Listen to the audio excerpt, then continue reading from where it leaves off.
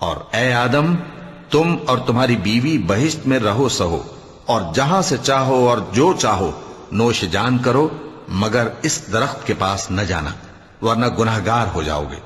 تو شیطان دونوں کو بہکانے لگا تاکہ ان کی شرم گاہیں جو ان سے پوشیدہ تھیں ان پر کھول دے، اور کہنے لگا کہ تم کو تمہارے پروردگار نے اس درخت سے صرف اس لیے منع کیا ہے کہ تم فرشتے نہ بن جاؤ یا ہمیشہ جیتے نہ رہو۔ اور ان سے قسم کھا کر کہا کہ میں تو تمہارا خیر خواہ ہوں۔ غرض مردود نے دھوکہ دے کر ان کو معصیت کی طرف کھینچ ہی لیا۔ سو جب انہوں نے اس درخت کے پھل کو کھا لیا تو ان کی شرم گاہیں کھل گئیں، اور وہ بہشت کے درختوں کے پتے توڑ توڑ کر اپنے اوپر چپکانے اور سطر چھپانے لگے۔ اور ان کے پروردگار نے ان کو پکارا کہ کیا میں نے تم کو اس درخت کے پاس جانے سے منع نہیں کیا تھا، اور جتا نہیں دیا تھا کہ شیطان تمہارا کھلم کھلا دشمن ہے؟